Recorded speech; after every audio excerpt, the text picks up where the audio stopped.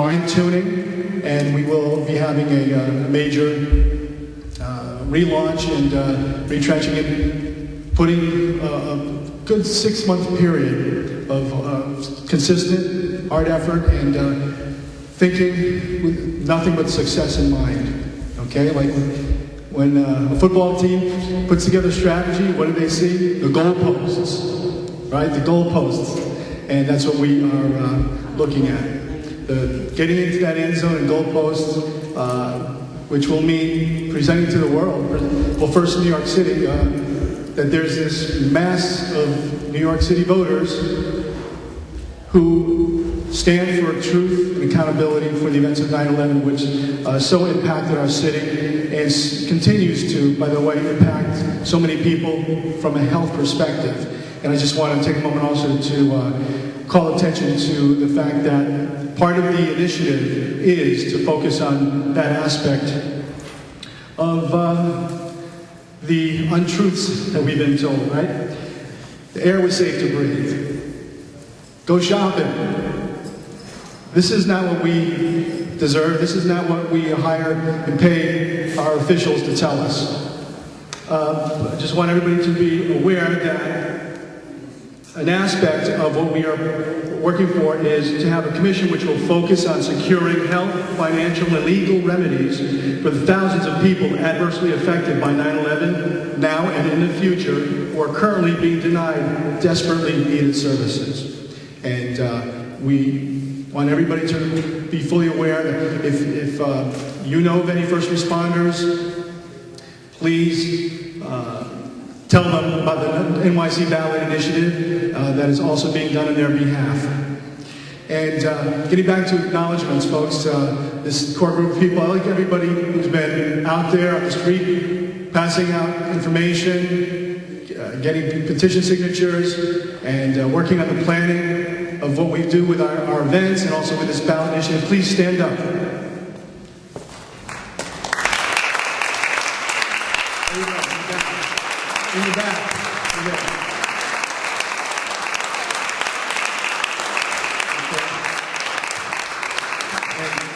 I'd like to give special thanks and acknowledgement to a gentleman who has put in an awful lot of time with us and been a guiding force with the legal aspects of what we're working to do. And he's a man with 40 years of experience in law and antitrust and civil rights law. Carl Pearson, who are you, Carl? Thank you.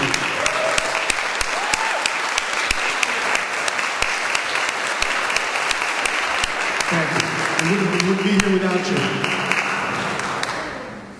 And next, I just want to move on to this statement by David Ray Griffin, and I just advise everybody to read every word this man has written about the analysis of 9/11.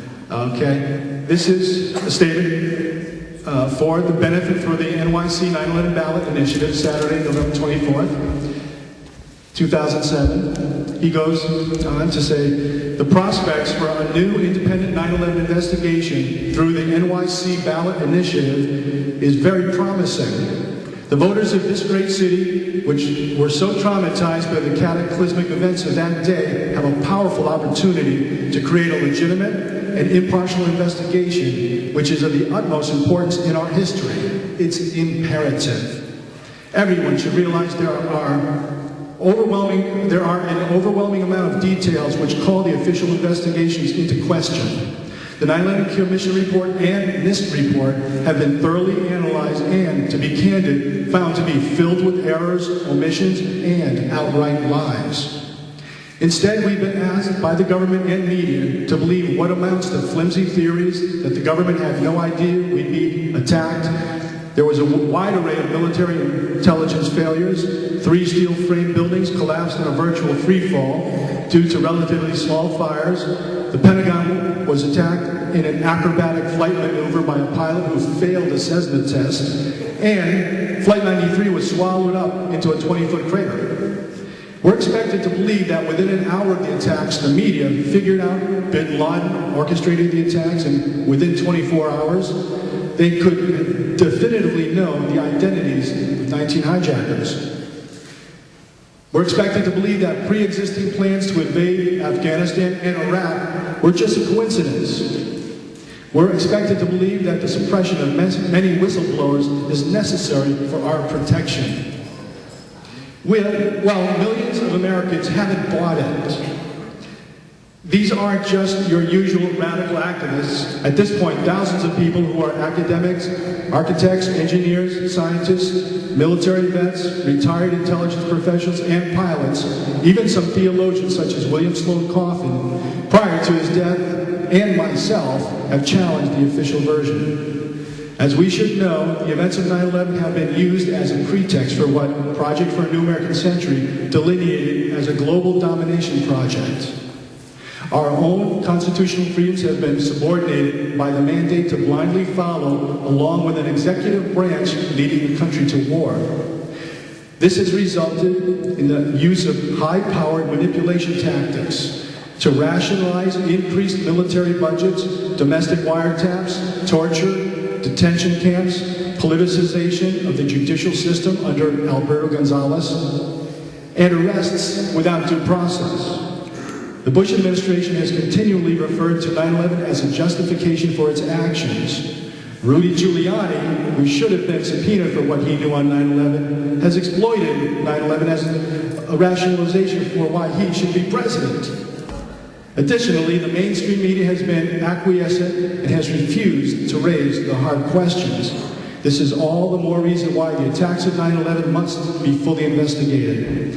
I urge the voters of New York City to take seriously the opportunity to create a true investigation of 9/11. The reasons are overwhelming. You have the capability, and the support of all advocates of truth and justice throughout the world is behind you.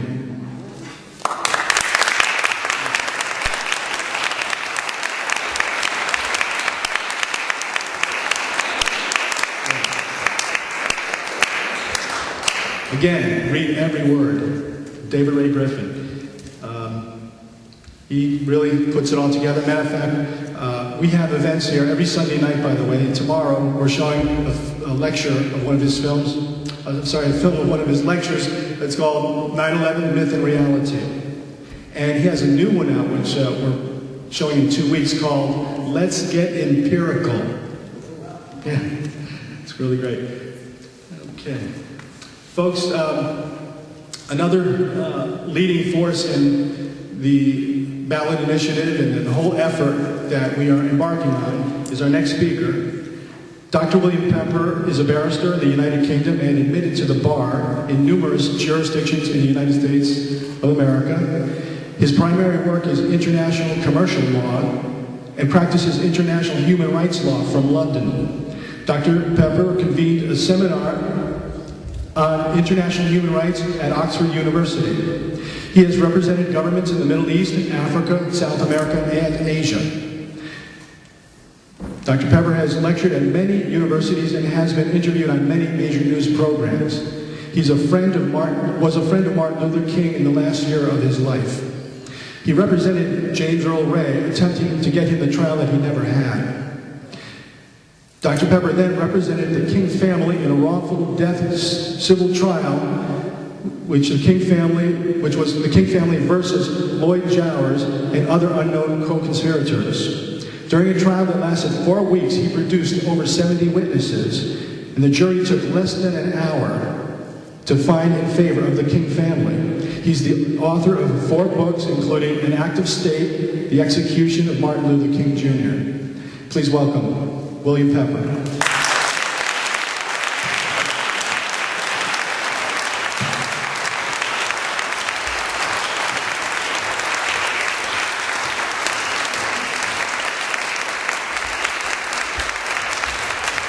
Thank you, Les.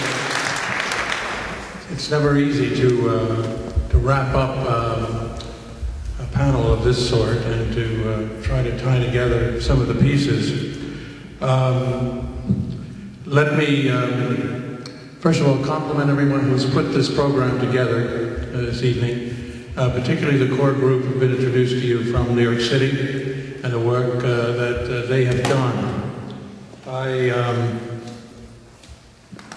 I think that without people of this sort and who are working across the country, this effort would not be where it is today, and how it is growing is all on account of that kind of dedication, and it's very important. I spent about 4 hours with Nicolas Maduro after he spoke to the United Nations General Assembly, and we spent about an hour and a half of that time on 9/11. Nicholas has been a friend for many years, and I knew him before the President appointed him foreign minister when he was President of the National Assembly.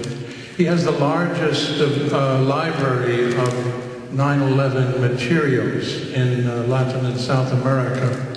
And he said to me, he said, "William, whenever you go anywhere in this country and you speak about 9/11, let all of those audiences know that we are behind them, that we support the effort for a new investigation, that we very much want to see the truth come out with respect to that, and the we, of course, includes President Hugo Chavez."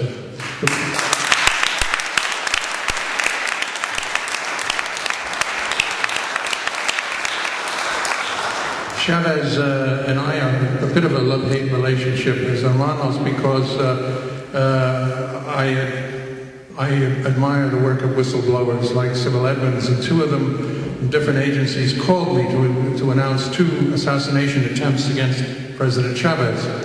And I was at Oxford at the time, and I went to the ambassador's residence in London, and I relayed the first message. And Chavez sent over 2 cabinet ministers, and I talked to them for 2 hours and told them in 2 weeks, this was in April 2002, it would happen, and exactly how it would happen. And I believe that the source was accurate. And they listened very politely, and I went back to Caracas, and they told the president, and he, for whatever reasons, they didn't believe a word of it. Well, of course, the coup then took place exactly within the 2-week period, and he was meant to be executed, and the soldiers kept refusing in the 4 barracks where they moved him to kill him. He comes back into power in 48 hours and calls the ambassador and insists that I come. So I went to Caracas and spent quite a bit of time with him. The second time I was given a whistleblower tip, and there's so many good people who work in government, as I'm sure Ray knows, who are very uncomfortable with what they have to endure. The second time that I got the tip, he believed me, and certain changes were made in his travel schedule. But they follow, the Bolivarians do, they follow this movement very carefully in Venezuela, because they have experienced so much of the pressure and the arrogance of this government and others before it. Now, the people with whom I've spoken about 9/11 since I've become involved, and I'm humbled and proud in a sense to be here with people like Laurie and Patty and others who have done investigative work, because I've done no investigative work on 9/11. But I want to encourage them all to continue to do this, because it's essential. It's essential not to save this republic. In my view, the republic is finished. It's essential to help build a movement to reconstruct the republic. We have to reclaim it from the ashes.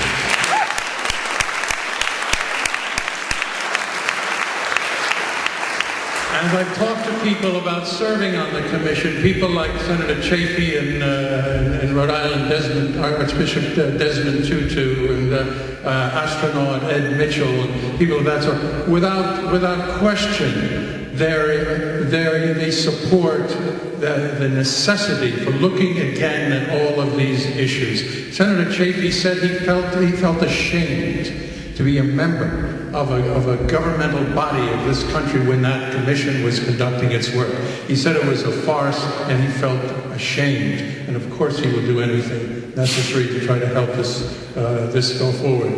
Desmond Tutu, after he blessed me, because he blesses people very, very readily, when he speaks to them on the phone, said this work must go forward and we must do everything we can do to bring out the truth, because from 9/11 came so much disaster to humanity on this planet as a result of those events. So it must be exposed fully. But let me spend just a brief time to put 9/11 in an American context, because we often, swallowed up in the anxiety and in the emotion of the moment of this terrible event here in New York City, don't see it in a broader picture of American history and the actions of this state, these settlers and these people over many, many years. 9/11 does not stand alone. 9/11 is part and parcel of a whole history of manipulation, of arrogance, of control and domination and oppression. We're mostly visited on third world peoples, but now also visited on the United States. And on this soil, this is an important weekend, isn't it? Because this is the weekend they call Thanksgiving. Well, what are they giving thanks for? What is Thanksgiving all about? Well, Thanksgiving, traditionally, back into the time of the Sumerians, 10,000 years ago, they started with giving thanks for a harvest. That's what this Thanksgiving is all about. It was giving thanks for the harvest. Well, in 17th century America, it was different. They weren't giving thanks just for the harvest. They were giving thanks for the subjugation of the native peoples. That's what they were giving thanks for. Not very far from here, they were kicking Indian heads as soccer balls on the streets of New York City on Thanksgiving Day. That's what they were doing. That's what Thanksgiving was about, I'm afraid, in the 17th century of this country. And it goes on, and it goes on. And without attempting to cover all of the incidents, you know, you're familiar, I'm sure, you're familiar with the rape and the theft that stole half of Mexico, and it now made it part of the United States, right? James Polk. He had a reason to go to war and take away half of Mexico, which is now New Mexico, Arizona, Texas, and Southern California. That belonged to some other folks back then. Then, of course, we annexed, didn't we, Hawaii. There was a good reason for doing that, too, wasn't there? And then we went in and we got the Spanish out of Cuba, didn't we? And we promised that they would have self-rule. They would be able to govern themselves. Instead, we gave them 59 years of tyrants until Fidel came down from the Sierra Maestra and declared an independent Cuba.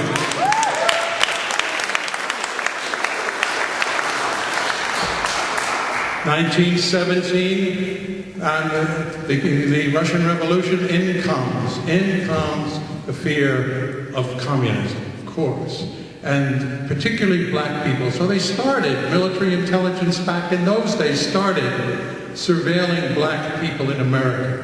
It was amazing. Dr. King was startled to find out that his family was under surveillance back in the second decade of the 20th century, because they didn't trust blacks. They thought blacks they were prey, could be taken over by the communists. So they had to be under surveillance, and Eugene Debs, he didn't say the right things. He spoke about socialism, he spoke about cooperative living, and that didn't work in an individualistic capitalist society, so what happened to Mr. Debs?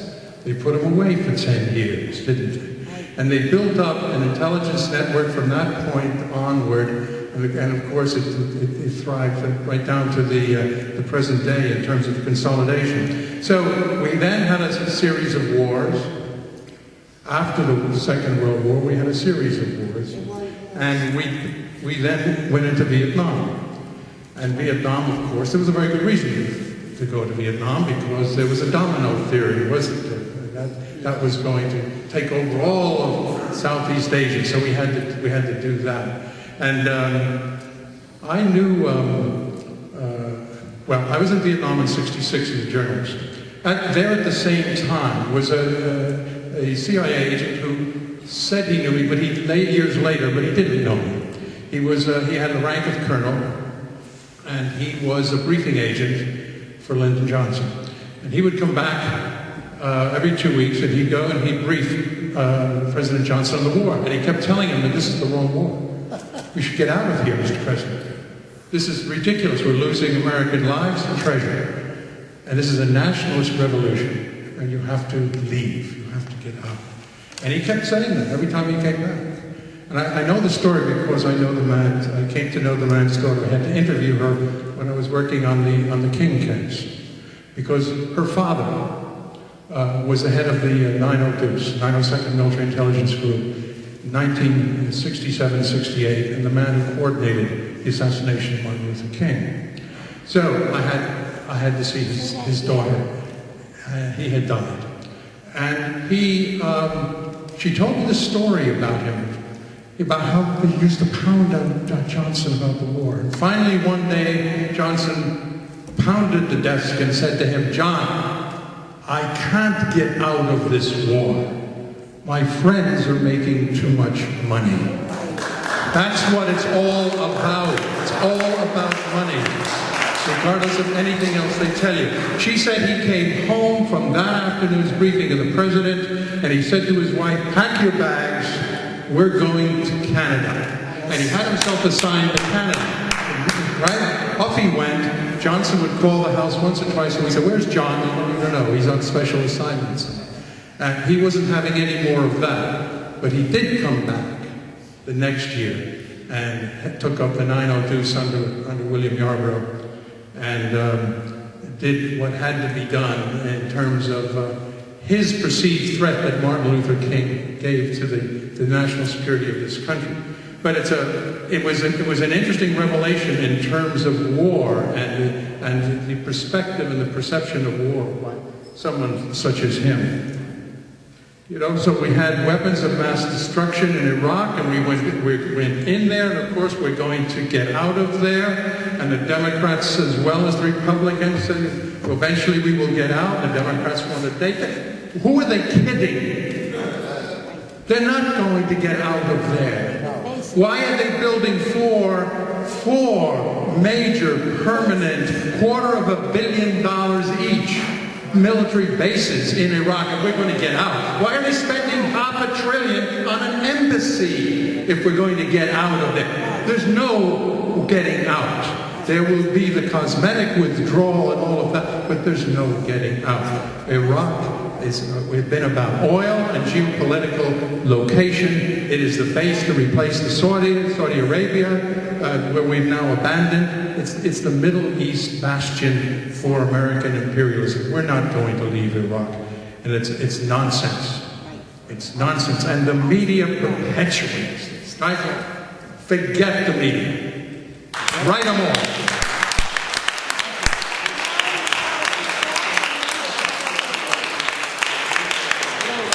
Write them all. They do no work at all. The Berlin disco was hit. Reagan thought, well, this is a great time. He unleashes against Gaddafi and the Libyans, right? No investigative work at all is done here. Investigative work may be done in Germany that showed that Gaddafi had nothing to do. The Libyans had nothing to do with the hitting of the Berlin disco. But that gave them the excuse to go after Gaddafi. I visited with Gaddafi. I went with Chavez to Libya, and we visited with Gaddafi, went through his house. He hasn't removed a piece of granite or stone since it was shelled. If you've never been in a house that has been destroyed by missiles, it is a shocking experience. More shocking from Muammar Gaddafi because, of course, his 4-year-old daughter was killed in that attack. Does the media do anything? No. Carl Bernstein taught us 30 years ago that the agency has over 400 agents at that time in major news publications, radio, television stations, and are the largest publishers around the world in terms of their ownership of people. He said they have 12 on the Times. The New York Times given 12. Sulzberger and Dulles made a deal in '59, and Sulzberger gave Dulles 12 slots in editorial management and reporting on the Times. Over the years of my work in the think tanks, I've been able to figure out who some of these people are. And some of them are very deep cover, and they rotate. So it makes it sort of difficult after a period of time. But if you think for a moment that anything that is contrary to the commercial and the powerful money interests that dominate this country is ever going to get published in any degree, unless there is an ulterior motive, it's not going to happen. When they were bombing Afghanistan, somebody in the World Food Organization said, Bill, can you please get a hold of somebody in a major publication and tell them, write a column, stop the bombing for 2 weeks. We want 2 weeks. We want 2 weeks only to send the trucks in, because the people are starting to eat grass now. And we have to get there. They won't go in with the trucks. The trucks won't go in with the bombs. It's just 2 weeks. So I talked to Tony Lewis, Anthony Lewis, right? Now he's a guy who built a liberal reputation. This shows you how it would work. Built this incredible liberal reputation over many years as a columnist. He wrote Gideon's Trumpet. He's in favor of black peoples and the rising music all the time. So when Tony Williams comes out and says, Anthony Lewis, Tony Williams is the partner in law, sorry, Anthony Lewis, when he comes out and says, my goodness, the government is right on this one, well then all the people step back and say, well, if Anthony Lewis said this right, it must be right. Well, he said to me, I can't do that, Bill. I cannot write such a column. I'll tell you what I'll do. I'll write a column and I'll say that people are really in need of aid and food, and they're starting to eat grass, which they have to do, but to survive. I can't write a column that calls for stopping of the bombing. I said, what good are you if you can't do that? You know. So you can never get these, the media is never going to be with us on any of these things. The media is not going to cover the work of the new commission. It's going to block it. Both of my books on the King case have never been reviewed in America. Never been reviewed in America, been blocked. I've had people on major stations and NBC names and others whom you would know say it's not worth our while to have you on it. It could cost us our jobs. Been turned down. They would, none of them. Charlie Rose. No, I can't touch that subject because it involves posse comitatus. It involves the use of the military in domestic affairs, which until very recently, and Catherine has pointed out some of the legislation, very recently been wiped out. Hundreds of years of prohibition of the use of military and civil disturbance in this country has now gone. For the Defense Authorization, it's gone. Forget about it. So they will not print any of this. The only hope for the new commission's hearings being covered, in my view, and there is a hope, there is a possibility there, is C-SPAN. But if C-SPAN will cover it, and it's up their alley, and sometimes they do these things, if they would cover it, it will go around the world. And even if they won't cover it, you will bet from Europe there will be an influx of enormous coverage, and it'll be live by satellite, the Europeans. So that's the only way we're going to get it covered. Not through the Times, not through any of the mass media, certainly not through CNN. Telesur, which is the 24-hour news program that Chavez and Kirshner and others have started in South America, they of course will cover it, and they'll cover it live. But not the American media, not the American media at all. That's a tirade. Now,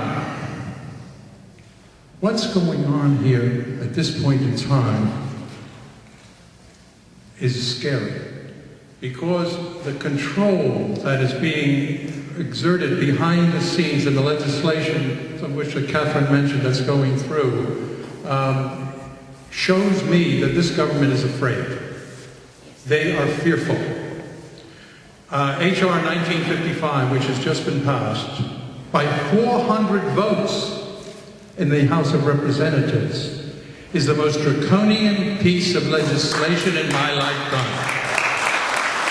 It's unconstitutional on its face, but by the time that works its way through the courts, hundreds and hundreds of Americans will be picked up, can be locked up, denied counsel, denied due process, denied habeas corpus. 1955 is going now to the Senate. 1955, H.R. 1955, provides that no one, it will be a crime, it's an anti-domestic terrorism bill, that no one can speak out in any way against the government of the United States with respect to its conduct of war particularly the war in Iraq, but war and foreign policy. This is the Harmon bill that is gone through. It has to do with homegrown terrorism and other purposes. It makes it a crime to advocate or promote an extremist belief system in furtherance of political or social objectives. That's the actual language of this legislation. And it's gone to the Senate now. It's gone to the Senate. My sons have said to me, you got to come back here. You got to get out of there because this is obviously, they're there. They're getting ready to target people. Why are they doing this? Why has KBR got this contract last February to construct concentration camps around the country? Refurbish over 600 in various states and build new ones. Supposedly, it's for an influx of illegal immigrants and they need a place to put them. Well, what is the influx of illegal immigrants in the states of Maine, Vermont, New Hampshire, Connecticut? Absolutely absurd, isn't it? But of course, we're living in this world of virtual reality. And does the media say anything about this? Did the media report in any degree of accuracy the H.R. 1955? No mention of that. This is not something that is to be covered. When it goes to the Senate, I believe Barack Obama is on the committee that will hear it. It'll be very interesting to see how he votes on this, because the Democrats are frightened to death that they will be called soft on terrorism. So that's what they say. So they're voting for everything that goes through. Forget the Democrats. Forget them.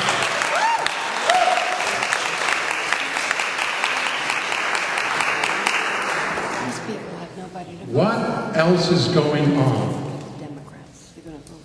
You know, a former politician in this country said, it's the economy, stupid. And I think they know that it is coming apart with such a degree of speed they never anticipated it.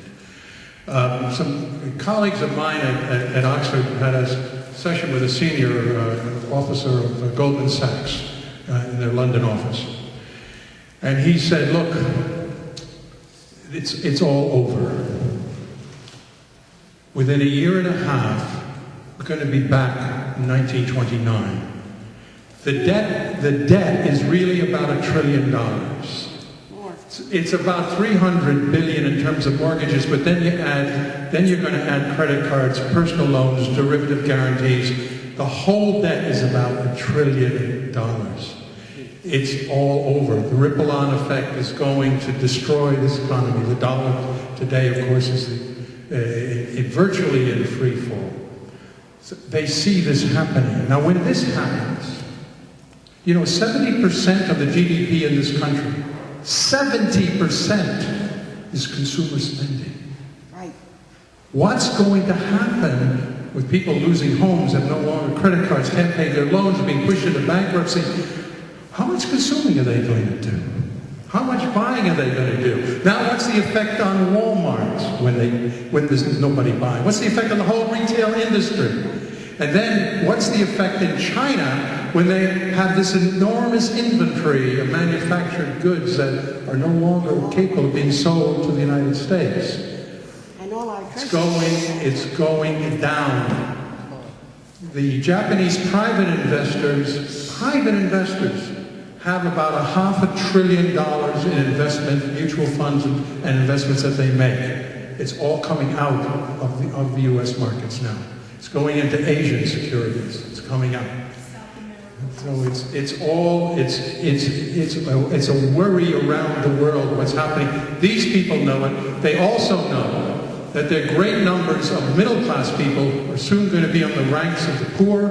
They're not going to have their lifestyles they're used to. They can't even sustain them as they did back in the 70s by puffing up the credit cards, because those are going to be gone.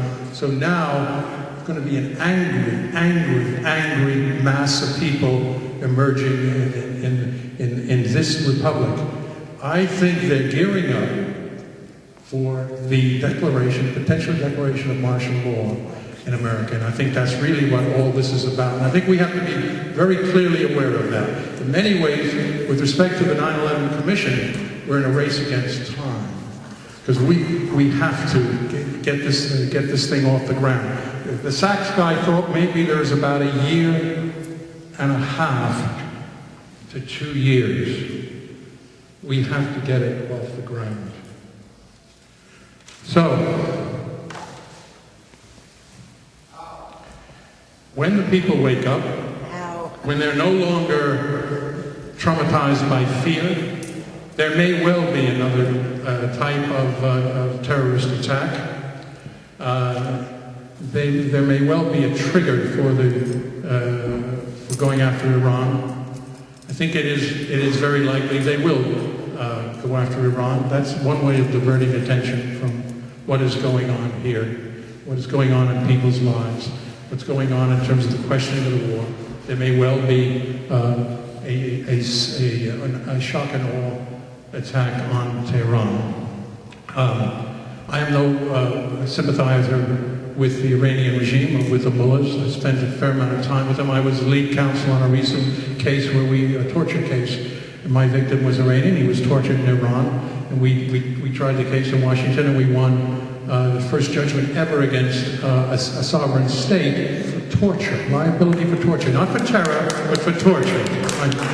When I did interviews on that, I said the very premise of law that we won on in Washington against Iran, we can win on other cases against the United States, which condone torture around the world.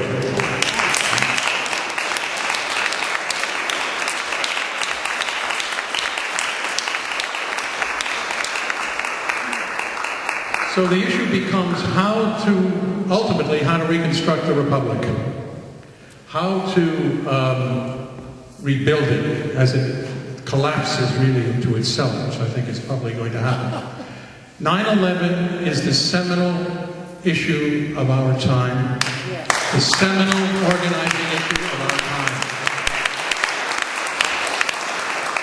The formation of this commission and the bringing out of truth through testimony from people like David Griffin and Richard Gage and others is essential for the world to hear. That evidence is essential to be heard, and it will radicalize and will help with this whole pool of reorganization. Ultimately, where does it go? Where do you organize? What do you do? How do you react as the thing is collapsing? Martin King, 40 years ago, said, let us go to Washington.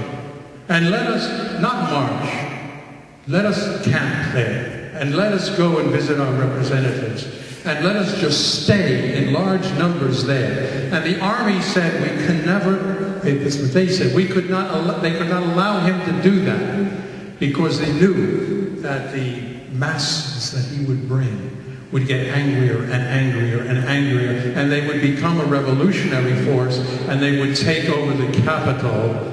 And that would begin the Second American Revolution. So they killed him. And because Martin made the mistake, and none of us was very close to him that last year, but never close enough to say to him, Martin, there's no successor. There's no successor in terms of leadership. Something happens to you. And something happened to him, and there was no successor, and the movement died. That must not happen again. Individual leadership must be spread across a number of people because they can't take out everybody. So we must not allow that to happen again. You know, Ray was talking about playing basketball at Fordham. I was at Columbia, and for my sins, I was a baseball player, and 1959, the spring of '59, I found myself in Cuba playing ball with Bobby Keating came along as a center fielder for Columbia, and I spoke the language. So I spent a little time wanting to learn what this revolution in Cuba was all about. I'm a typical middle class, working class. Actually, I have Irish citizenship as well as American. My parents, I'm first generation, though. We don't have the legacy you have. But I spent a little time with a lean and wiry guy, and who taught me some things. And one of the things he said to me that stuck with me right to this day, he said, when the masses of people in our that northern giant wake up. He said, they will shake the world. When they wake up, when they become aware what their government has done to them, as well as to others, and he was talking about the overthrow of Arbenz in '54 in Guatemala, and Mossadegh in Iran in '53, and the support of all of the tyrannies that have been convenient for corporate capitalism to support. He said, they will be angry, and they will shake the world. And Malraux said the same thing to de Gaulle. De Gaulle's personal lawyer, Marcel Sodeguer, is a personal friend of mine. And he said to me, I said, why didn't de Gaulle move in '68 and cut that revolution off at the pass? Why didn't he move earlier? He said, Malraux told him, Charles, once poor people listen and understand, he said, it's a force against nature. You can never stop them. You must be very, very careful. You have to use more finesse. So what did de Gaulle do? He bribed the leaders of the two major unions, the Communist Party unions, to shut down the revolution, send the workers back to work. He didn't move on the marches for the poor. He moved used the communists. Because the communists have been major anti-revolutionary forces throughout the world for a very long time. So I think that's where we are. I think it is, in my view, necessary that we form this commission and we give it subpoena power, that we be able to subpoena former officers of government who will be out of office in 2009, and we put them under oath, and if they don't appear, we have the wherewithal to cite them for contempt and go after them and humiliate them in the eyes of the world. That's the first step. And if they do appear and they refuse to answer questions, humiliate them on the stand and let the world see their evasiveness and let them see their pretense of national security reasons for not answering questions. And that can call this whole thing forward again. But subpoena power is important. And that's why we need to have a referendum.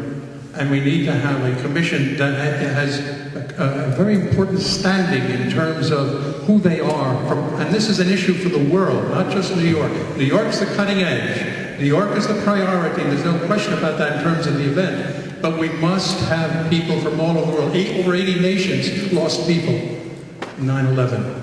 We must bring the whole world into this effort. And there is a great deal of interest in other countries in sharing in it. So we must do it as the first step to reclaiming this republic.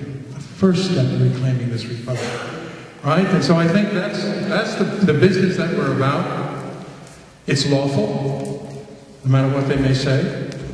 They may say it's seditious. We're calling for revolution. No, we're calling for reconstruction, and we're calling for it in a lawful way.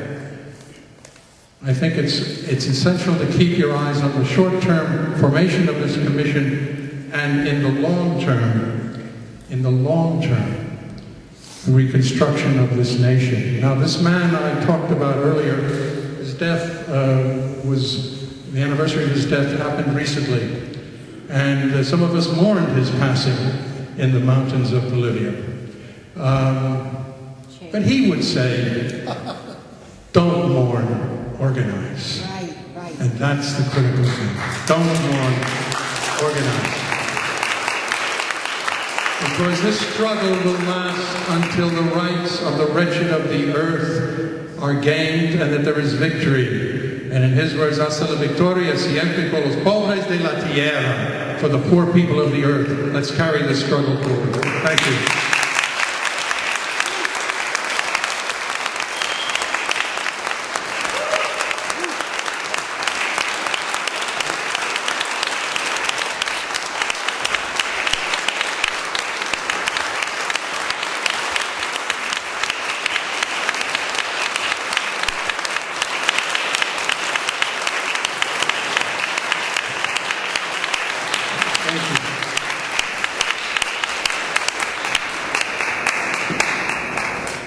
I would like to make another acknowledgement, folks, for a very valuable member of our community, the truth community, and a person who is definitely dedicated. Just spent over a week in Louisiana tracing down a story very connected to 9/11, having to do with possibly the only death that has occurred to someone who tried to blow the whistle about what he knew. And this gentleman has got a great store in a coffee shop in Brooklyn called Vox Pop, and Sandra Hicks. We're so glad to have you.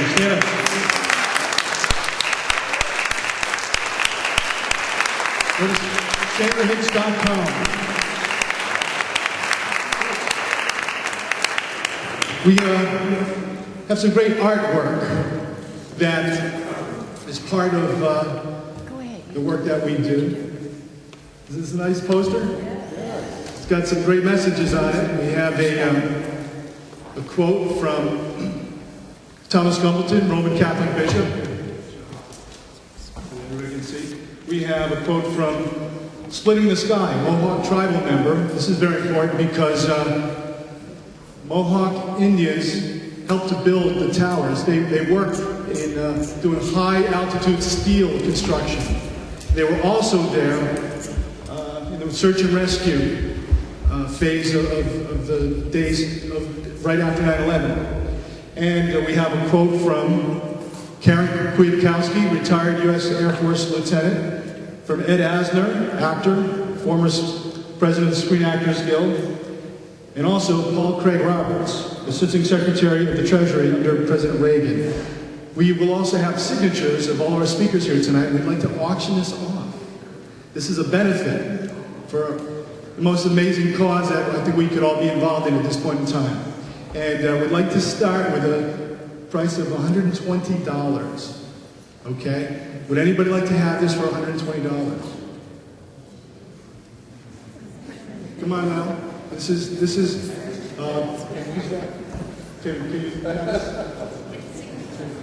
can you bid? Yes. You have it for 120? Right here. If anybody else would like to also offer something?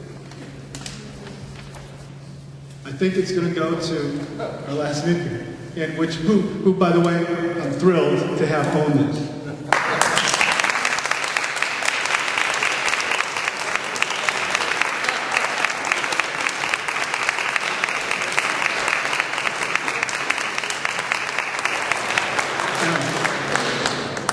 If anybody really, wants to double think this, we have an opportunity. I want to say thank you so much, deep heartfelt thanks to all our speakers tonight, all our wonderful speakers, for your heart, your sharing, your commitment to hanging through with this just very, very powerful and special event. And Ray McGovern, Kathy Davis, William Pepper, Patty Cassandra, Lori Van Ocean, Richard Green, Frank Morales, Christine Eversole. Thank you. Thank you all so much. Thank you to everybody who helped. Thank you to the audience. You've been wonderful. We totally appreciate it. And stay tuned. Stay tuned. NYC911initiative.org.